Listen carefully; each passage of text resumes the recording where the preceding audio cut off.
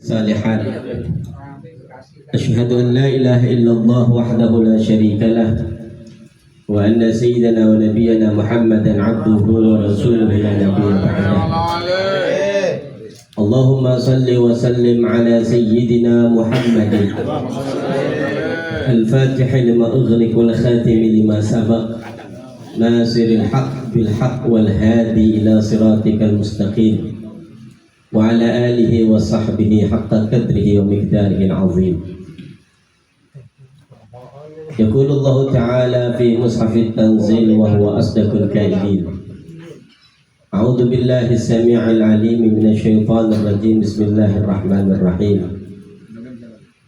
اليوم ندعو كل أناس بإمامهم صدق الله وصدق رسوله النبي الحبيب الكريم ونحن على ذلك من الشاهدين والشاكرين alhamdulillah rabbil alamin. Segenap para pengurus PCNU Kota Bekasi yang saya hormati dan yang saya tidak sebutkan satu persatu karena ini mempengaruhi merek daripada sarung yang akan diberikan. Jadi kalau pengurus PCNU-nya disebutin satu persatu nanti minta mereknya beda kan? Nah, saya sebutkan satu persatu. Ya, dan juga ganti Wadimor mereka ya.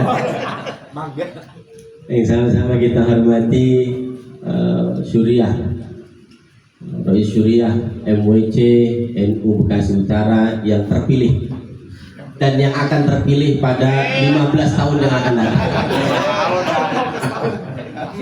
Ya, ini Kiai Haji Hasan Toha dan juga Ketua Tanfidiyah MWC NU Kota Bekasi, ya ini Kiai Haji Supriyatno, juga kepada para sesepuh, bini sepuh ada Kiai Imanuddin dan juga ada Kiai Nurtain dan juga Sahibul Bait yang kita muliakan ada Bapak Ahmad Imamuddin. Jadi ada Imamuddin, tinggal Imaduddin.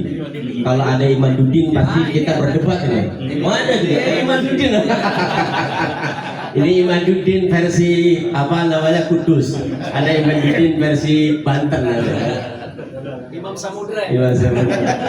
Seluruh ketua ranting MWC NU Bekasi Utara terkhusus ya ini Ustadz Marwan yang mengundang kita sampai di tempat ini. Mudah-mudahan semua yang hadir di sini, terkhusus juga jajaran tim hadrah dan juga Ansor Banser yang hadir di tempat ini, Pagar Nusa, semua yang hadir di tempat ini yang tidak saya sebutkan satu persatu, insya Allah kita semuanya dimuliakan oleh Allah Subhanahu Wa Taala dan masuk dalam gerbongnya Jam'iyah Nahdlatul Ulama yang kita minta Allah Subhanahu Wa Taala akhir hayat kita mudah-mudahan semua dalam keadaan husnul khatimah.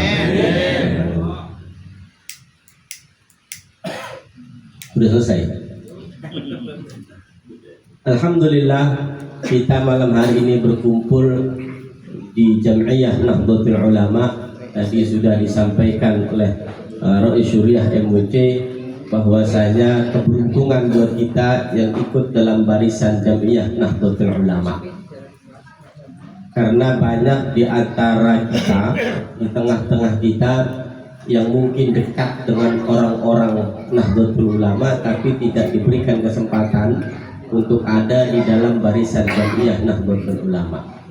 Dan kita malam hari ini merupakan orang yang beruntung karena kita dipilih oleh Allah Subhanahu Wa Taala, insya Allah diridhoi oleh Mbah Hashim Asy'ari bahwa kita sebagai santrinya Hadratus Syekh Hashim Asy'ari. Insya Allah semua yang ada di dalam Jam'iyah Nahdlatul Ulama ini mendapatkan keberkahan sebagaimana tadi yang sudah disampaikan oleh Rois Syuriah MWC Bekasi Utara. Amin ya rabbal alamin. Ada hal yang tidak sama di antara perkumpulan dan organisasi lainnya dibandingkan dengan Jam'iyah Nahdlatul Ulama. Yang kita pegang dari Jam'iyah Nahdlatul Ulama hingga saat ini adalah ketersambungan antara guru-guru kita hingga Rasulullah Muhammad Sallallahu Alaihi Wasallam. Kalau sudah jam 10 bunyi WA biasanya istri saya ini. Istri yang mana? Bagian yang utama dari Jam'iyah Nahdlatul Ulama adalah ketersambungan dari guru kita ke gurunya lagi, terus sambung menyambung sampai kepada baginda Rasulullah Muhammad SAW. Ini yang disebut mata rantai keilmuan atau disebut juga dengan istilah sanad keilmuan. Sayyidina Abdullah ibn Mubarak beliau katakan al-isnadu minad din, laula al-isnad laqala man syaa ma syaa. Mata rantai keilmuan itu bagian daripada agama. Jika seseorang mendapatkan ilmu tidak melalui mata rantai keagamaan, maka dia berarti, kata Syekh Hashim Asy'ari di dalam kitab Risalah Ahlus Sunnah wal Jamaah, ketika dia mendapatkan ilmu bukan dari guru-gurunya, sanadnya terputus, ya, maka dia berarti sama dengan orang yang ngambil sesuatu tidak melalui izin dari si pemiliknya. Artinya apa? Maka disebut orang tersebut ghasab ilmu atau pencuri ilmu. Orang yang berada di dalam Jam'iyah Nahdlatul Ulama, sanad keilmuannya jelas. Jadi ketika apa yang disampaikan oleh guru-guru kita sampai kepada Nabi Muhammad SAW, ini mereka menyampaikan sesuatu bukan berdasarkan keinginannya. Karena kata Sayyidina Abdullah ibn al-Mubarak, al-isnadu minad din, laula al-isnad laqala man syaa ma syaa. Mata rantai keilmuan itu bagian daripada agama. Kalau orang tidak memiliki mata rantai keilmuan, maka dia akan bicara sesuai dengan kemauannya sendiri. Malam hari ini kita kumpul di dalam Jam'iyah Nahdlatul Ulama. Mudah-mudahan apa yang kita dengar, yang kita sampaikan ini bukan berdasarkan keinginan kita, tapi berdasarkan sambungan dari guru-guru kita yang sambung menyambung terus sampai kepada Rasulullah Muhammad SAW. Yang menjadi keheranan saya adalah ketika saya sampai di sini tadi, ternyata saya disodorkan bacaan zikir yang nggak ada tulisan Arabnya sama sekali. Ya, tahu ini kehebatannya apa nih? Sampai Kiai Nur Tain tadi sama Kiai Imaduddin ini, beliau bisik-bisikkan saya, kayaknya ini NU Teluk Pucung sudah mulai melakukan hal-hal yang bid'ah nih. Ya. Ya, salah satu keunikan kita adalah berpegang teguh dalam konsep al-muhafazatu 'alal qadim salih wal akhdhu bil jadidil aslah. Bahkan ditambahkan oleh Kiai Haji wakil presiden kita yang terdahulu, yakni Kiai Haji Ma'ruf Amin, beliau katakan tsummal aslah wal aslah. Artinya apa? Kita tetap menjaga tradisi yang dahulu dan memperbaharui sesuatu yang lebih baik daripada sebelumnya. Artinya meskipun ya kita berada di era modern dan kita berada di Indonesia, tetap zikiran yang ada nuansa Arabnya enggak dibuang. Jangan-jangan nanti baca Qur'annya cukup pakai terjemahan orang NU. Ini repot ini. Ini bid'ahnya semakin dolalah nanti. Ya, jadi mudah-mudahan ini sebagai pengingat kita, ya, agar apa? Kita punya keinginan yang kuat, terus belajar, terus memperbaiki diri kita, agar kita terus menerus nyambung dengan para guru-guru kita. Amin ya rabbal alamin. Para hadirin Lailatul Ijtima' Teluk Pucung, Bekasi Utara yang saya hormati, bersyukurlah kita yang dipilih oleh Allah Subhanahu wa taala menjadi bagian daripada Jam'iyah Nahdlatul Ulama. Oleh karena itu kita berharap mudah-mudahan sampai akhir hayat kita, ya, diri kita, keluarga kita, orang-orang yang kita sayangin, termasuk tetangga-tetangga kita, semua berada di dalam barisan Jam'iyah Nahdlatul Ulama. Ya. Pada tahun 1926 ya, saat itu Hadratus Syekh Hasyim Asy'ari mengutus Kiai Haji Wahab Hasbullah ya sebagai komite Hijaz, yang saat itu beliau mendatangi daripada Raja Saud untuk meminta agar di tanah Hijaz saat itu tidak hanya diberlakukan satu mazhab saja. Ya, beliau meminta Kiai Haji Wahab Hasbullah agar apa? Mazhab-mazhab yang lain juga diberikan kesempatan untuk bisa ada di tanah Hijaz. Saat itu karena kondisinya orang-orang yang ada di tanah Hijaz punya semangat yang luar biasa untuk menghancurkan tempat-tempat peninggalan dari zaman Nabi Muhammad SAW. Hadratus Syekh Hasyim Asy'ari melihat kalau tempat-tempat bersejarah saat itu ya kemudian dihancurkan, bisa jadi nanti kubahnya Nabi Muhammad, bahkan jasadnya Nabi Muhammad SAW itu akan diangkat dan dihilangkan. Ya, jadi pemikiran daripada Hadratus Syekh Hasyim Asy'ari saat itu sungguh luar biasa. Karena apa? Beliau mengutus Kiai Haji Wahab Hasbullah melalui Komite Hijaz meminta kepada Raja Saud agar apa? Diberikan kemerdekaan dalam bermadhab. Ya, madhab kita adalah Ahlus Sunnah wal Jamaah. Ahlus Sunnah wal Jamaah dalam syariah itu ikut kepada 4 madhab, yakni madhabnya Imam Syafi'i, madhabnya Imam Hanafi, madhabnya Imam Malik, dan Imam Ahmad ibnu Hanbal. Jadi kalau yang keluar dari mazhab ini, apalagi mazhabnya Imam S. Arifin, keluarnya itu nggak masuk dalam konteks Ahlus Sunnah wal Jamaah. Ya, jadi mazhabnya Ahlus Sunnah wal Jamaah dalam syariah mereka berpegang teguh kepada 4 mazhab. Ya, kemudian dalam akidah ikut ajaran yang dibawa oleh Al-Imam Abul Hasan Al-Asy'ari. Ini konsep daripada akidah Ahlus Sunnah wal Jamaah.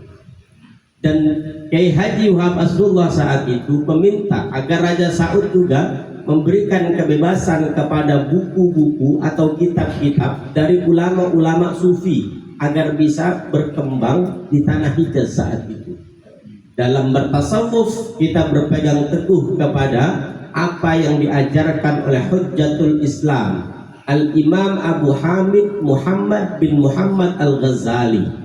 Dalam thariqah kita berpegang kepada ajaran daripada Sultanul Aulia Syekh Abdul Qadir Al-Jailani dan juga Qutbil Aqtab Al-Syekh Al-Imam Abil Hasan Asy-Syadzili.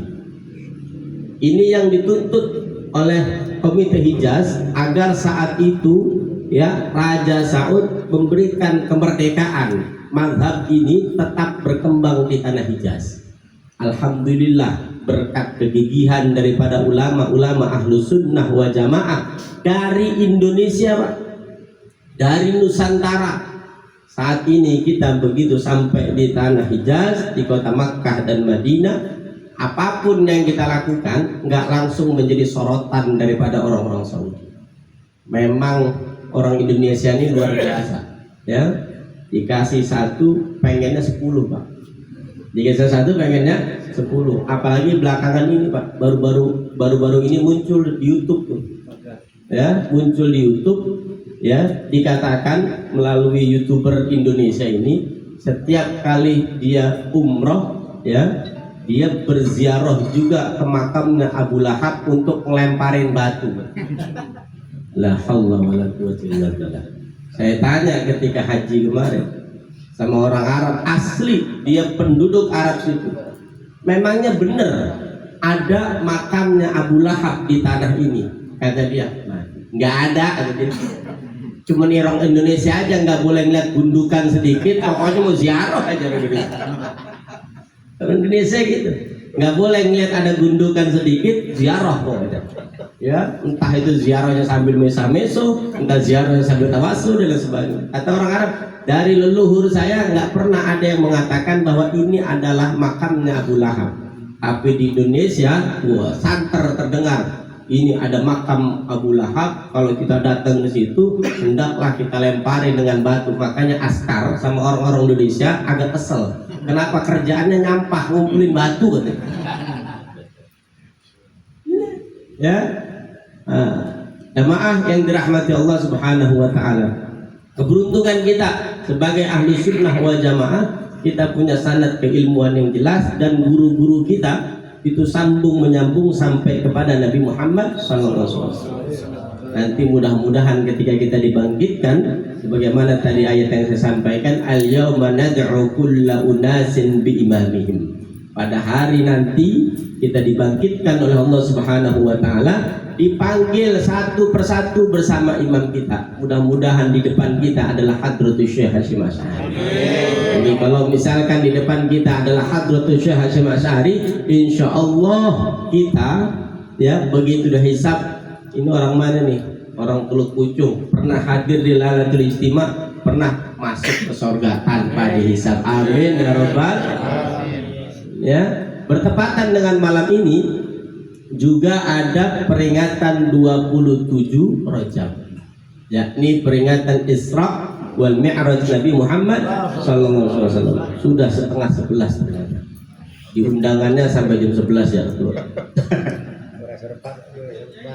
Isra wal Mi'rajnya Nabi Muhammad SAW bukan sekadar peristiwa yang Allah sampaikan kepada kita semata untuk menunjukkan kehebatan Allah Subhanahu wa taala. Peristiwa Isra wal Mi'raj Nabi Muhammad SAW adalah momentum Allah tunjukkan kepada seluruh alam semesta bahwasanya Allah sangat mencintai Nabi kita Muhammad. Sebelum peristiwa Isra wal Mi'raj, Nabi Muhammad SAW diuji oleh Allah Subhanahu wa taala. Istri yang sangat beliau cintai dipanggil oleh Allah Subhanahu wa taala, Sayyidatuna Khadijah. Semasa Sayyidatuna Khadijah hidup, beliau nggak pernah melakukan poligami. Jadi kalau ada orang, apalagi orang komplek biasanya jual nama Nabi Muhammad itu untuk urusan poligami. Saya pengen poligami karena ngikutin Nabi Muhammad, padahal istri pertamanya masih hidup.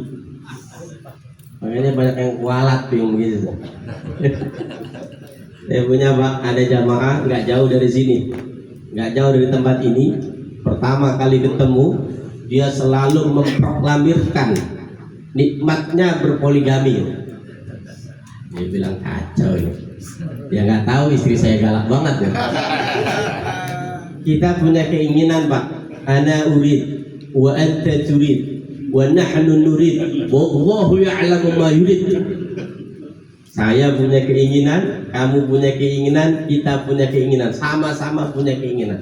Tapi keinginan Allah itu lebih baik buat kita. Makanya kita diberi istri yang lebih galak daripada kita. Nabi Muhammad SAW sebelumnya diuji oleh Allah Subhanahu wa taala dengan wafatnya istri beliau, Sayyidatuna Khadijah. Ya, istri yang sangat dicintai meskipun beda usianya ya antara Rasulullah Muhammad SAW ketika menikah dengan Sayyidatuna Khadijah, beliau berusia 25 tahun dan Sayyidatuna Khadijah berusia 40 tahun. Kira-kira berapa tuh perbedaannya? 15 tahun perbedaan antara Rasulullah dengan istrinya tercinta. Setelah wafatnya Sayyidatuna Khadijah, nama beliau terus disebut oleh Nabi kita Muhammad SAW. Bahkan ketika beliau dapetin istri yang lebih muda, perawan, cantiknya luar biasa. Siapa itu? Sayyidatuna Aisyah. Tetap Nabi Muhammad SAW kecintaannya kepada Sayyidatuna Khadijah nggak bergeser sedikit pun. Coba orang sini, istri pertamanya meninggal, beda usianya 15 tahun, dapat yang perawan, cantik lagi. Kira-kira istri pertamanya yang sudah meninggal itu masih disebut apa enggak? Buru-buru fotonya dipindahin. Ada tuh yang begitu Pak. Dapat istri yang kedua, kemudian apa, foto istri pertamanya dipindahin. Kenapa? Istri saya cemburuan katanya. Ya. Nabi Muhammad SAW ketika Sayyidah Aisyah cemburu karena Rasulullah SAW selalu menyebut nama Sayyidatuna Khadijah, beliau tetap bilang yang paling beruntung adalah Sayyidatuna Khadijah. Kenapa? Beliau menikah denganku dalam kondisi aku masih perjaka, dan engkau menikah denganku hai Aisyah sedangkan aku sudah dalam kondisi budak. Tetap beliau meninggikan istrinya Sayyidatuna Khadijah. Ini kalau kita berziarah, itu perempuan yang diistimewakan oleh Nabi Muhammad SAW. Beliau dimakamkan di Maklah. Ya, kalau kita ziarah mendekat ke situ, aroma wanginya masih terasa. Aroma wangi yang keluar dari makamnya Sayyidatuna Khadijah itu masih terasa kuatnya. Masya Allah, mudah-mudahan kita bisa berziarah ke Maklah. Di Maklah itu ada makam ulama-ulama Nusantara. Antara lain ada Syekh Yasin Al-Fadani, ada Syekh Nawawi Al-Bantani, dan juga ada Syekh Maimun Zubair. Kecintaannya Syekh Maimun Zubair kepada Sayyidatuna Khadijatul Kubra begitu luar biasa. Makanya beliau menulis sebuah bait yang judulnya apa? Sa'aduna fid dunya, fauzuna fil ukhra. Itu Sayyidatuna Khadijah ya, di hati Mbah Maimun begitu luar biasa. Makanya Nabi bilang yahsyarul mar'u ma'aman ahabba. Seseorang itu dikumpulkan baik di dunia maupun di akhirat bersama orang yang dia cintai. Mbah Maimun begitu cinta kepada Sayyidatuna Khadijah sehingga beliau ditakdirkan kumpul di dunia di Jannatul Ma'wa. Jadi kalau kita sekarang cintanya sama Imam S. Arifin atau sama Inul Daratista, mudah-mudahan nanti kumpulnya bersama beliau. Di dunia. Hah? Di dunia. Ya mau di dunia kan di akhirat.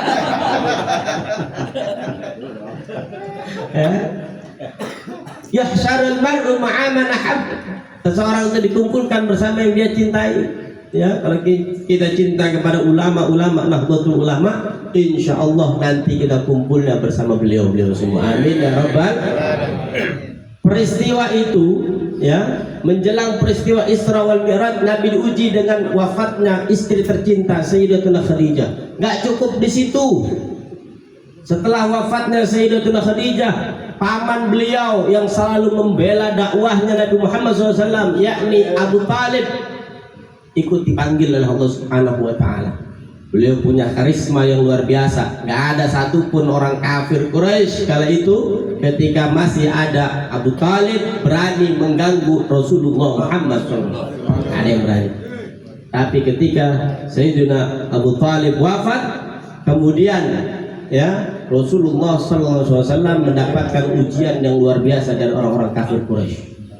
Beliau ketika lagi sholat dilempari kotoran, diganggu perjalanan Nabi Muhammad SAW. Apapun yang dilakukan oleh Nabi Muhammad SAW pasti mendapatkan cercaan, hinaan, bahkan nggak cukup dari itu. Ya, beliau sempat apa? Mendapatkan hal yang buruk ketika sholat sedang sujud dilemparin kotoran. Alhamdulillah. Saat itu nggak ada satupun orang yang berani membela Rasulullah Muhammad SAW. Cuman siapa? Sayyiduna Abu Bakar As-Siddiq. Beliau berdiri paling depan membela Rasulullah Muhammad SAW. Kemudian kalimat itu diabadikan oleh Allah Subhanahu wa Ta'ala.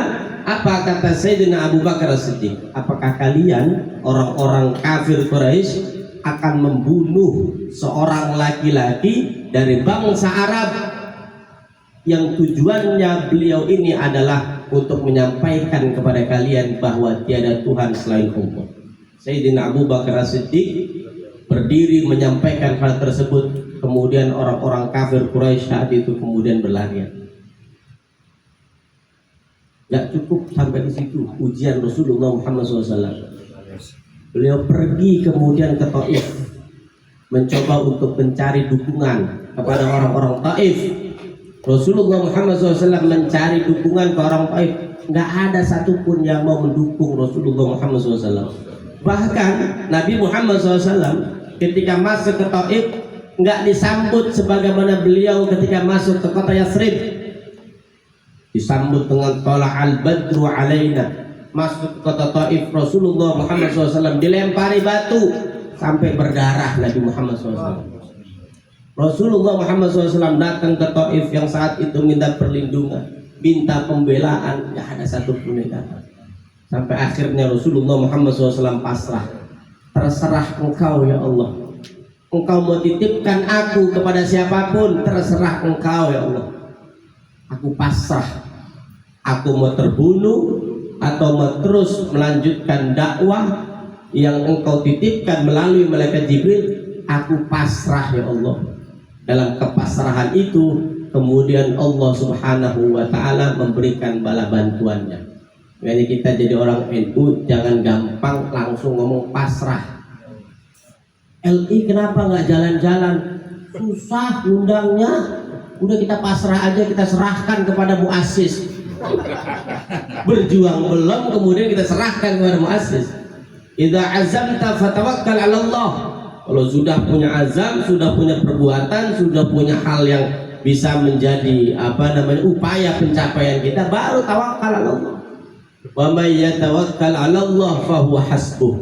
Orang yang berserah diri kepada Allah, yang tawakal kepada Allah, maka Allah bakalan mencukupi dia. Rasulullah SAW ketika dihina bahkan dilempari batu sampai berdarah di kota Taif, kemudian beliau bersandar di pohon anggur.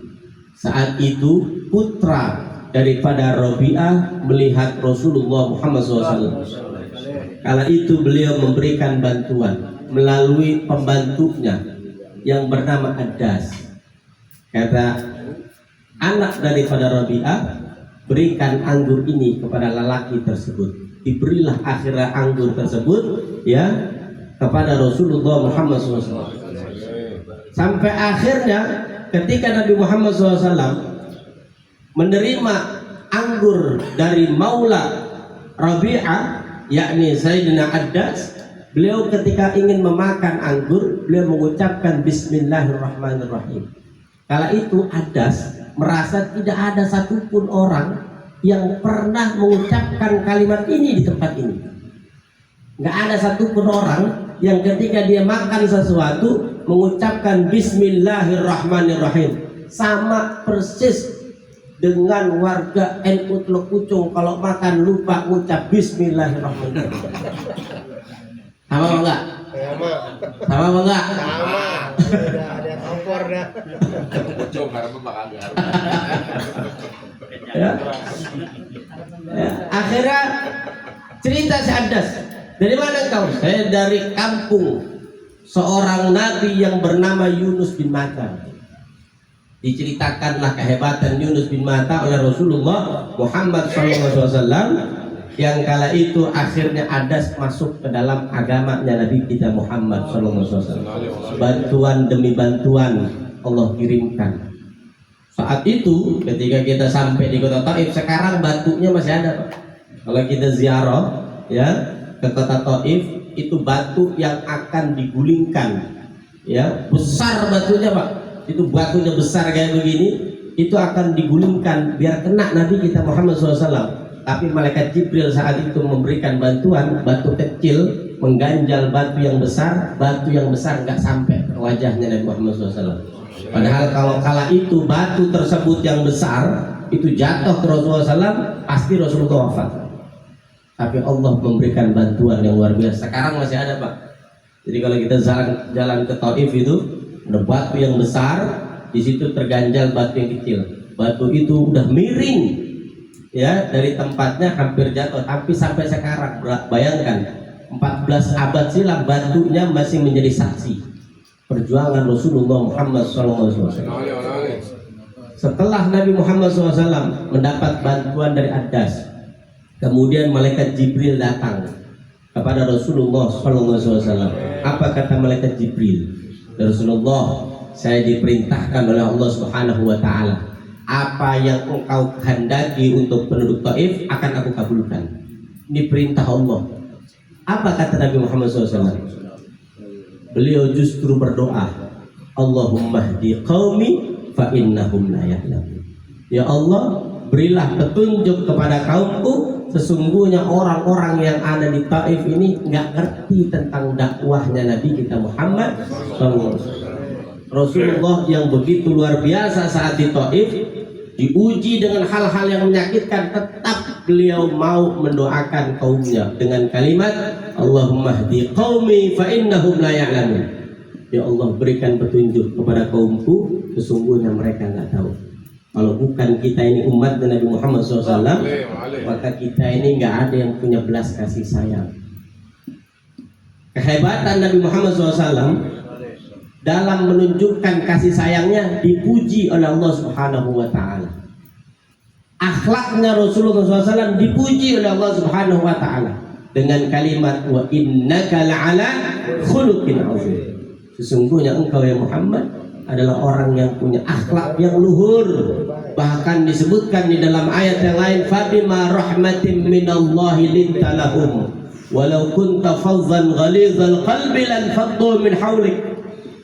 Kalau bukan karena kasih sayangmu ya Muhammad, kalau bukan karena welas asihmu ya Muhammad, maka orang-orang yang ada di sekitarmu pasti akan lari.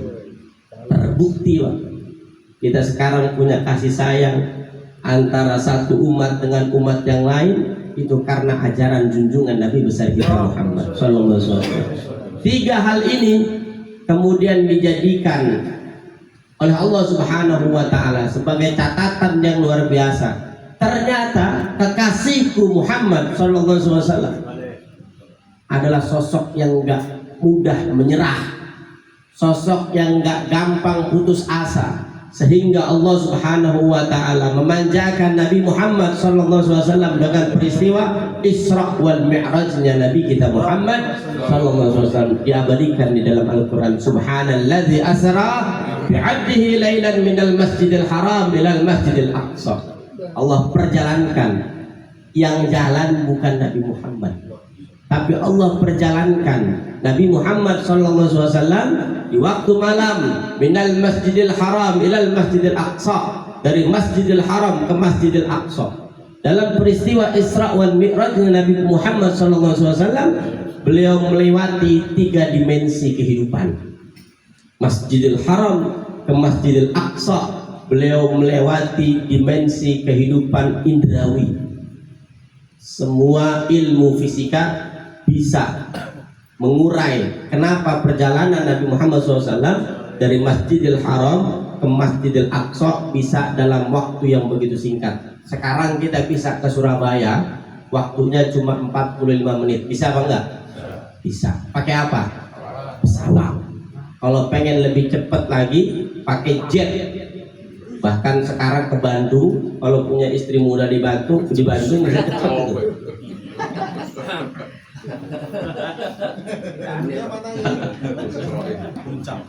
Ya. Alam fisika, alam indrawi dilewati oleh Nabi Muhammad SAW dalam peristiwa Isra wal Mi'raj. Sekali doang ya Ustaz. Minal Masjidil Haram ilal Masjidil Aqsa. Enggak sampai 70 ya. Apa? Sekali doang kan ya Isra-nya. Sampai 70 lah ya. Ini arahnya kemana nih? Ini sedap ini. Isra Mi'raj Nabi Muhammad SAW melewati dimensi yang pertama, dimensi alam yang pertama, alam indrawi. Nabi Muhammad SAW diperjalankan oleh Allah Subhanahu wa Ta'ala dari Masjidil Haram ke Masjidil Aqsa. Gak cukup sampai di situ. Nabi Muhammad SAW melewati alam yang kedua, disebut alam malakut. Beliau sampai di langit yang pertama, ketemu dengan Nabi Adam alaihissalatu wassalam. Ketika beliau ketemu Nabi Adam, Nabi Muhammad nanya, kenapa Nabi Adam ketika nengok ke arah kanan beliau tersenyum bahagia? Dijawab oleh malaikat Jibril alaihissalatu wassalam, ketika Nabi Adam menoleh ke arah kanan beliau tersenyum begitu bahagia karena banyak dari anak keturunannya Nabi Adam alaihissalatu wassalam yang masuk ke dalam surganya Allah Subhanahu wa Ta'ala. Kemudian Nabi Adam alaihissalatu wassalam menoleh ke arah kiri. Waduh, Ustaz Marwan ini. Ketika beliau menoleh ke arah kiri, ditanya oleh Rasulullah Muhammad SAW, kenapa Nabi Adam menoleh ke arah kiri kemudian beliau menangis? Ternyata beliau melihat banyak dari keturunan Nabi Adam alaihissalatu wassalam yang masuk ke dalam nerakanya Allah Subhanahu wa taala. Banyak yang saling membunuh, banyak yang saling merugikan, banyak yang menghancurkan satu sama lain, ya, yang mereka itu notabene adalah anak keturunan daripada Nabi Adam alaihissalatu wassalam. Nabi Adam sedih, yang ditipu kira-kira cucunya Nabi Adam apa bukan? Cucunya. Yang menipu kira-kira cucunya Nabi Adam apa bukan? Nabi Adam. Nabi Adam. Mancing-mancing ini deh. Jangan deh, jangan. Cucunya Nabi Adam. Artinya apa? Nabi Adam merasa yang menyakiti dan yang disakiti semua adalah cucuku, kata Nabi Adam. Ya, sehingga apa? Nabi Adam alaihissalatu wassalam beliau sedih melihat cucunya ada yang dimasukkan oleh Allah Subhanahu wa taala ke dalam neraka jahanam. Naik Nabi Muhammad SAW bersama malaikat Jibril ke langit kedua, beliau ketemu dengan Nabi Isa dan Nabi Yahya. Naik lagi Nabi Muhammad SAW ke langit ketiga, beliau ketemu dengan Nabi Yusuf alaihissalatu. Naik ke langit keempat, Nabi Muhammad SAW ketemu dengan Nabi Idris. Naik ke langit kelima, beliau ketemu dengan Nabi Harun. Naik ke langit keenam, beliau ketemu dengan Nabi Musa alaihissalatu wassalam. Dan naik ke langit ketujuh, Nabi Muhammad sallallahu alaihi wasallam ketemu dengan Nabi Ibrahim alaihissalatu wassalam. Sampai di langit ketujuh, kemudian malaikat Jibril berhenti. Ya Rasulullah, cuma sampai di sini alam saya. Saya nggak bisa nembus dinding-dinding arsy Allah Subhanahu wa taala. Apa kata malaikat Jibril? Ya Rasulullah, lau taqaddamtu ihtaraqtu. Seandainya aku masuk ke dinding-dinding arsy Allah Subhanahu wa taala, maka aku akan terbakar. Wa anta ya Rasulullah, dan engkau ya Rasulullah, lau taqaddamta, apabila engkau maju terus jalan menembus dinding-dinding arsy Allah Subhanahu wa taala, engkau mampu melewati itu semua. Malaikat Jibril berhenti di langit ketujuh, tidak membersamai Rasulullah Muhammad SAW. Alam yang kedua disebut alam malakut, alam yang ketiga disebut alam lahut. Nggak ada yang mampu menembus alam tersebut kecuali orang-orang yang dipilih oleh Allah Subhanahu wa taala. Dan Nabi kita Muhammad SAW adalah orang yang dipilih oleh Allah Subhanahu wa taala. Disebutkan di dalam kitab Nurul Yaqin karyanya Syekh Muhammad Al-Khudari. Beliau katakan bahwa Isra Mi'rajnya Nabi Muhammad SAW itu bukan hanya ruh, tapi bil jism, dengan jismnya Nabi Muhammad SAW. Bahkan gak cukup dengan jismnya, dengan apa yang menempel di dalam dirinya Nabi Muhammad SAW. Pakaiannya Nabi Muhammad, bahkan alas kakinya Nabi Muhammad SAW ikut Isra wal Mi'raj bersama Rasulullah Muhammad SAW. Alas kaki, sandal yang dipakai Nabi Muhammad SAW ikut Isra wal Mi'raj. Artinya apa? Siapapun yang nempel kepada orang yang mulia, maka dia akan menjadi mulia.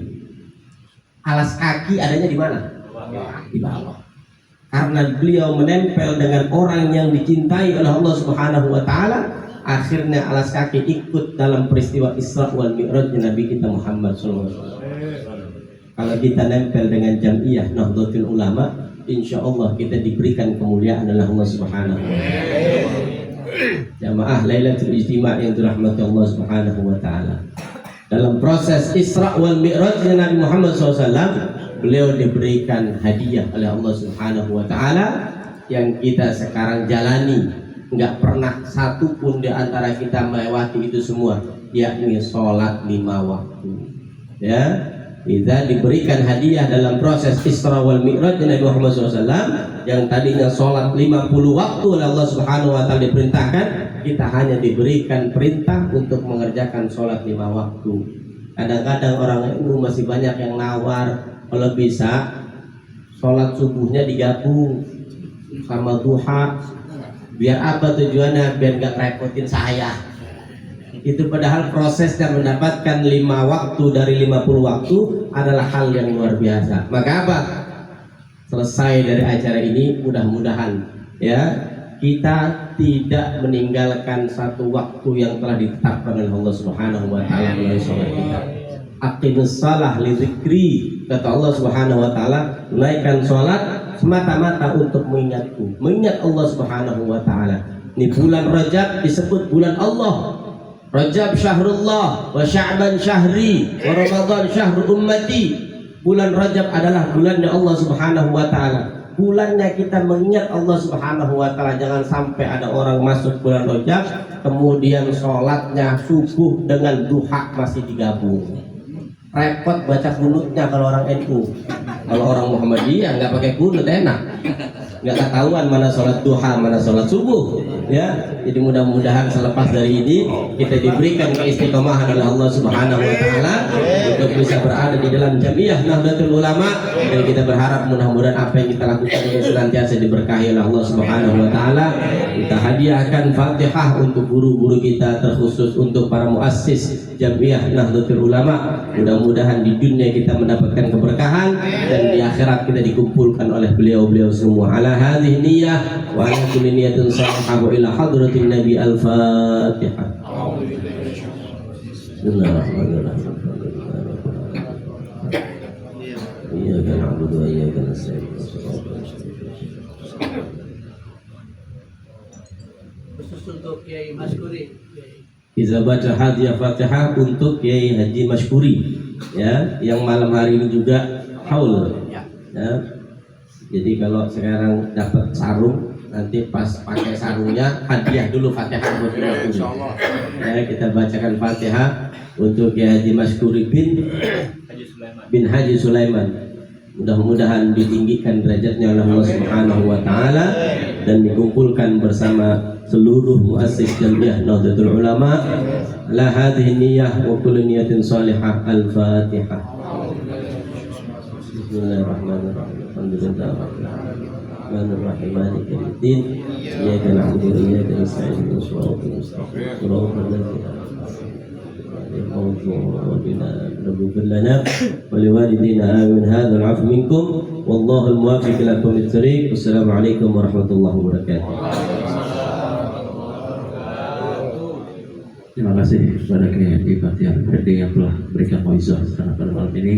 Mudah-mudahan bisa kita petik hikmahnya dan kita mendapatkan perbenaran bahasan ilmu kita. Senantiasa juga kita doakan buat Kiai Batiar diberikan kesehatan oleh Allah Subhanahu wa taala. Mudahkan segala urusannya dilimpahkan lagi rezekinya oleh Allah Subhanahu wa taala. Selanjutnya untuk pembacaan doa penutup kami mohon kesediaannya untuk Kiai Ma'ruddin memimpin dan berdoa.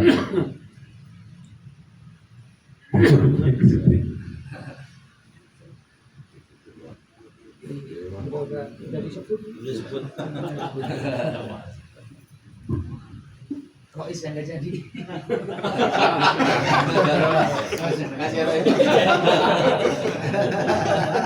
Kan saya jadi. Udah kalau saya nggak jadi gimana doanya? Kagak mampu kayaknya. Biar jadi. يريد إلا شفاعة رسول الله صلى الله عليه وسلم ولكرامة أولياء الله والمعونة بشهدنا وموردنا ولكافة المسؤول. الفاتحة. أعوذ بالله من الشيطان الرجيم. بسم الله الرحمن الرحيم. الحمد لله رب العالمين الرحمن الرحيم مالك يوم الدين. إياك نعبد وإياك نستعين صراط المستقيم صراط الذين أنعمت عليهم غير المغضوب عليهم ولا الضالين. صبر الله الذين صبروا الذين صبروا الذين يا مولانا يا معبود صل وسلم وبارك على سيدنا محمد سيد الاولين والاخرين وسلم ورضي الله تعالى عن كل صحابه رسول الله اجمعين. الحمد لله العالمين حمد الشاكرين حمد الناعمين حمد يوافي نعمه دائما وزيدا يا ربنا وإلهنا فالحمد لك الملك والشكر كما ينبغي لجلال وجهك الكريم وعظيم سلطان. اللهم صل على سيدنا محمد صلاة تغفر بها الذنوب وتصلح بها القلوب وتنجلب الوسوس والتبين بها الصعوبة وعلى آله وصحبه ومن إليه المنسوب. اللهم صل على سيدنا محمد صلاة تكون لكل عسر يسرا وتكون لكل هم فرجا وتكون لكل داء دواء وتكون لكل شر شفاء وعلى آله وصحبه وبارك وسلم. اللهم صل على سيدنا محمد صلاة توسع علينا الأرزاق وتحسن بها لنا الأخلاق وعلى آله وصحبه وبارك وسلم. اللهم اغفر لنا ذنوبنا وذنوب آبائنا وأمهاتنا وزوجاتنا وأولادنا وأهل بيتنا ومشايخنا ومعلمنا وأساتذتنا وتلاميذنا وأتباعنا ومعارفنا وأصدقائنا وجماعتنا وجميع المسلمين والمسلمات والمؤمنين والمؤمنات الأحياء منهم والأموات. اللهم أعنا على ذكرك والشكر وحسن عبادتك. اللهم نزل أحوالنا وأحسن أفعالنا وخلصنا من ألم الفقر والدون وعصمنا من البلاء والوباء وطاعون وشر الأعداء والشياطين من النفس الأمارة بالسوء. اللهم يسر لنا الانتظام في جميع أمور الدنيا والدنيوية وحسن مرادنا يا الله بالخير وحسن مرادنا يا الله بالخير وحسن مرادنا يا الله بالخير. اللهم إنا نعوذ بك من جهد البلاء وداء الشقاء وسوء القضاء وشماتة العذاب برحمتك يا أرحم الراحمين. اللهم يا محول الحول والأحوال حول حالنا يا الله وحول ذاتنا وأولادنا جماعتنا إلى أحسن الحال. اللهم يا غافر النوال خلق جميع فوفقنا لنية الخير بجميع الأقوال والأحوال. اللهم سلم وسلم ديننا ولا تسوأنا بإيماننا. اللهم اجعل الدنيا تحت أيدينا ولا تجعل الدنيا في قلوبنا ولا أكبر همنا ولا مبلغ علمنا وسلط علينا من لا يخاف يرحمنا. اللهم بجاه نبيك المصطفى وبرسولك المرضى أصل مقاصدنا يا الله ومقاصد زوجاتنا وأولادنا وجماعتنا مقاصد ودنيا والآخرة. اللهم رب الحل والحرام ورب المشعر الحرام ورب البيت الحرام ورب الركن والمقام آمين سيدنا محمد صلى الله عليه وسلم من السلام. اللهم اجعلنا يا الله من أهل التوفيق وتبلغنا الحضور إلى بيت العتيق لزيارة قبر النبي وأبي بكر الصديق. اللهم يسر لنا أمورنا وحسن مقاصدنا يا الله. اقضي حاجاتنا اقضي حاجاتنا يا الله اقضي حاجاتنا يا الله في الدنيا والآخرة. ربنا أنزل علينا مائدة من السماء تكون لنا عيدا لأولنا وآخرنا وزوجه الرازقين. ربنا ظلمنا أنفسنا إن لم تغفر لنا وترحمنا لنكونن من الخاسرين. ربنا لا تزغ قلوبنا بعد إذ هديتنا وهب لنا من لدنك رحمة إنك أنت الوهاب. ربنا هب لنا من أزواجنا وذرياتنا قرة أعين واجعلنا للمتقين إماما. ربنا هب لنا من الصالحين ربنا هب لنا من الصالحين ربنا هب لنا من الصالحين. ربنا آتنا في الدنيا حسنة وفي الآخرة حسنة وقنا عذاب النار ودخلنا جنة مع الأبرار يا عزيز يا غفار يا رب العالمين. صلى الله على سيدنا محمد النبي الأمي وعلى آله وصحبه أجمعين. بفضل سبحان ربك رب العزة عما يصفون وسلام على المرسلين والحمد لله رب العالمين. سر الفاتحة.